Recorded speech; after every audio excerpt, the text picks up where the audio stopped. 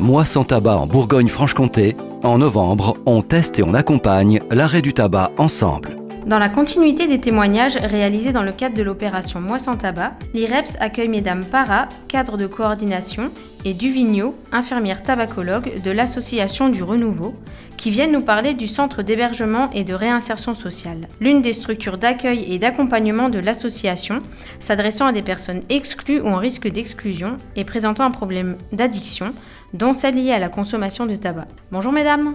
Bonjour. Pourriez-vous tout d'abord nous dire quelques mots à propos de l'Association du Renouveau ? Donc l'Association du Renouveau propose soins et accompagnement à des personnes qui présentent des conduites addictives à l'alcool et à d'autres produits. C'est une association qui date des années 70 et au fur et à mesure des années, elle s'est outillée de différentes structures et elle œuvre aujourd'hui sur différents secteurs pour venir en appui. Donc il y a le secteur sanitaire avec un SMRA, soins médicaux et de réadaptation en addictologie, qui regroupe le centre Marceau, qui est une démarche de soins, on va dire, dite plutôt classique. Et puis l'unité Solal, qui propose des soins à des personnes qui ont des troubles cognitifs complexes liés aux addictions. Il y a le secteur médico-social avec des lits halte soins santé et le secteur social notamment avec le CHRS, donc le centre d'hébergement et de réinsertion sociale. Alors justement, à propos de ce CHRS, est-ce que vous pourriez nous en dire un petit peu plus sur ce qu'il propose ? Comme je vous le disais, le CHRS s'adresse donc à des personnes qui présentent des conduites addictives à l'alcool ou autres produits. On propose un engagement dans un processus de changement, s'appuyant sur la motivation personnelle afin de construire un projet de vie. On propose également un lieu de vie, de convivialité qui s'appuie un peu sur le groupe comme ressource et comme base de socialisation. Donc le public qu'on accueille au CHRS est âgé entre 18 et 60 ans, constitué majoritairement d'hommes, puisque du coup il y a seulement 11% du public accueilli qui est féminin. Et toutes les personnes que nous accueillons au CHRS présentent une difficulté avec leur consommation d'alcool et acceptent en fait que ce problème d'addiction soit un frein à leur réinsertion. Ils sont donc en phase de changement et ce changement, ils ont pu déjà l'opérer des fois en démarche de soins en amont.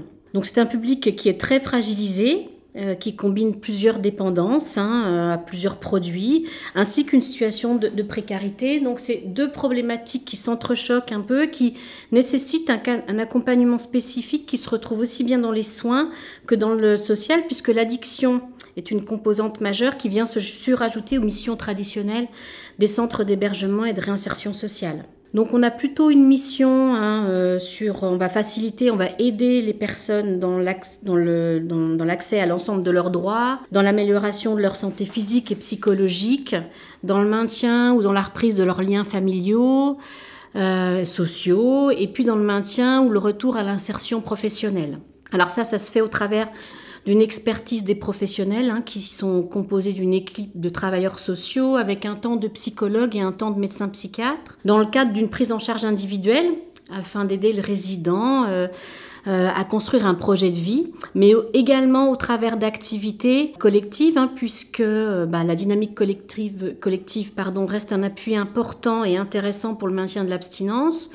Et il y a donc plusieurs activités que l'on propose, comme des groupes de parole, des séances de relaxation ou de l'art-thérapie. Le constat que nous avons fait, c'est que du coup, effectivement, nous avons nous recevons beaucoup de personnes qui sont fumeuses parmi ces conduites addictives, puisque 80% des personnes qui sont accueillies sont fumeuses, contre 30% de la population française. Donc une prise en charge, j'entends, à la fois globale, pluridisciplinaire, en individuel ou en collectif. C'est ça. Et pour des problématiques d'addiction multiples, dont la consommation de tabac. C'est ça. Merci Madame Para. Et Madame Duvigneau, alors, plus spécifiquement justement par rapport à la consommation de tabac, que proposez-vous aux fumeurs accueillis au CHRS ? Du coup, sur le CHRS, on propose à la fois une prise en charge individuelle et aussi une prise en charge collective. En ce qui concerne la prise en charge individuelle, donc la consultation avec le tabacologue est demandée par l'équipe du CHRS ou les infirmières des LHSS. Donc cette première consultation, elle sera composée d'un bilan sur la consommation de tabac, les attentes, les motivations, si la personne est plutôt sur un arrêt du tabac ou une réduction. Et puis, dans cette première consultation, on va mesurer ce qu'on appelle avec un CO-testeur, le taux de monoxyde de carbone. Puis, on va élaborer des stratégies donc, pour accompagner la personne sur son sevrage tabagique, qui va constituer peut-être sur des stratégies pour changer les habitudes, enfin en tout cas sur un entretien motivationnel.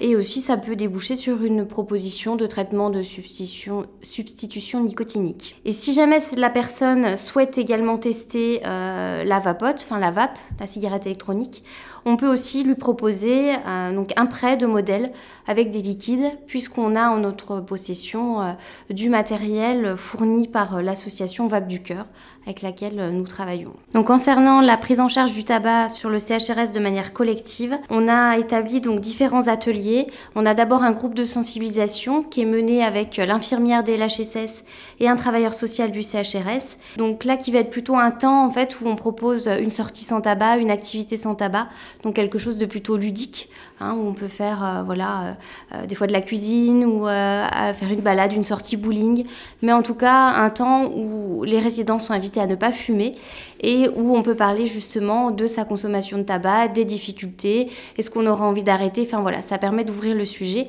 et de sensibiliser les résidents au tabac. Et puis, il y a une deuxième chose, donc du coup des ateliers collectifs encore, mais là autour d'un thème bien précis. Donc il y a différents thèmes qui vont être donc l'alimentation et le tabac, le budget, la vape, les produits de substitution et les effets du tabac sur la santé. Donc c'est des ateliers qui sont organisés donc une fois par an pour chaque thème, où tous les résidents sont invités à venir à cet atelier et puis à pouvoir participer. Donc c'est sous forme plus théorique, mais ça reste des échanges, des partages d'expériences et puis les facilités, les difficultés de chacun. Donc ça permet vraiment de rassembler en tout cas les résidents du CHRS sur ces moments-là. Donc là aussi un accompagnement, j'entends, personnalisé et avec des stratégies d'accompagnement aussi alternatives à la consommation de tabac qui sont aussi bien spécifiques à la situation des personnes que vous rencontrez. Pourriez-vous nous dire comment votre association s'engage plus spécifiquement dans le cadre de l'opération Moi sans tabac ? On commence d'abord par faire un rappel aux patients, aux résidents. Donc on affiche dans l'institution des affiches pour le Moi sans tabac. Avec donc mon collègue qui est tabacologue, puisqu'on est deux au sein de l'association, on réalise des permanences donc à la cafétéria une fois par semaine, où là on va proposer du coup une mesure de CO-testeur, des informations sur le tabac, une proposition de rendez-vous pour les résidents s'ils le souhaitent, et on propose aussi des kits d'aide à l'arrêt personnalisés qu'on a créés au Renouveau, qui sont constitués, une petite trousse avec des trucs et astuces pour aider au sevrage tabagique. Cette permanence est ouverte à tous, puisque les professionnels sont aussi invités s'ils ont besoin à rencontrer le tabacologue. On a aussi des activités collectives pendant le Mois sans tabac. Donc, par exemple, on a créé un jeu qui rappelle le Trivial Poursuite avec un plateau et des petites questions par rapport au tabac, donc avec différents thèmes. Et on a ce jeu-là, on a fait des lotos. Et puis, mon collègue là est plutôt sur l'action du ramasser les mégots, faire un environnement sans mégots. Il interpelle aussi les résidents et les patients de cette manière-là. Donc, toute une diversité d'actions et je vois notamment en plus des actions qui s'inscrivent bien dans une démarche globale puisque, comme vous venez de le dire, il y a aussi toute cette question environnementale que vous prenez en compte et qui est très intéressante. Donc pour compléter ce que vient de dire ma collègue, en fait, ce qu'on peut dire, c'est que les retours par les résidents et les patients sur des questionnaires de satisfaction sont plutôt positifs. On a plutôt des retours intéressants sur la façon dont on travaille le Mois sans tabac sur l'association du Renouveau.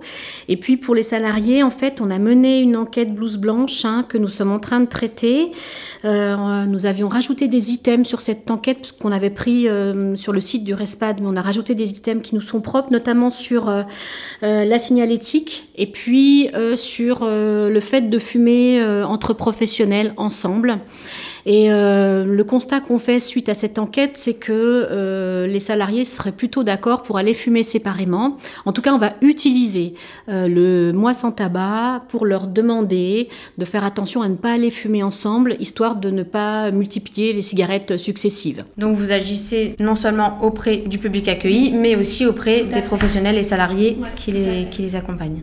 Au-delà de la prévention du tabagisme, il me semble que l'association du Renouveau est devenue récemment un lieu de santé sans tabac. Oui. Est-ce que vous pourriez nous expliquer un peu en quoi ça consiste ? Comme je vous le disais tout à l'heure, en fait, comme on s'est rendu compte qu'on avait 80% des personnes qu'on accueillait qui étaient fumeuses, on s'est dit que c'était un enjeu majeur de santé à travailler. Donc dès 2018, le Renouveau a souhaité s'engager dans une démarche LSST. Et puis on a obtenu en 2019 le financement de ce projet par l'Agence régionale de santé Bourgogne-Franche-Comté dans le cadre du programme de lutte contre le tabac et les addictions. LSST pour les auditeurs, voilà. Lieu de santé sans tabac. Voilà. Donc l'objectif c'est vraiment d'améliorer la santé des personnes par une politique globale de réduction ou d'arrêt du tabagisme. Et vraiment, le déploiement de cette politique, c'est vraiment appuyé sur l'adhésion au RESPAD. On a un COPIL qui assure le pilotage de cette politique. Il est composé de professionnels soignants, éducatifs, administratifs, fumeurs et non-fumeurs, et ils décident ensemble de toutes les actions à mener lors des réunions mensuelles. Donc là encore, un dispositif qui s'inscrit dans une démarche pluripartenariale. Tout à fait. On a aussi réfléchi à notre signalétique parce que c'est un enjeu majeur d'information. On a concrétisé un partenariat avec un prestataire extérieur spécialisé qui nous a aidés à mener ce projet à terme. Les informations concernant les propositions d'aide à l'arrêt du tabac sont largement diffusées et puis il y a un livret d'accueil avec une charte qui est en cours de finalisation. Souhaitez-vous ajouter quelque chose ? Juste peut-être dire que l'adhésion RESPAD nous a permis de déployer toute cette démarche. Nous avons pris par exemple appui sur la charte pour travailler la nôtre qui sera un peu plus individualisée et qu'on va joindre au livret d'accueil, que l'adhésion au RESPAD aussi nous a permis d'avoir connaissance d'autres structures sur lesquelles on a pu s'appuyer aussi pour de la signalétique. Et puis du coup, il y a des rencontres régulières avec les membres du RESPAD sur des thématiques qui enrichissent ce projet. Peut-être aussi dire que notre accompagnement pour les patients, les résidents semble plutôt adapté.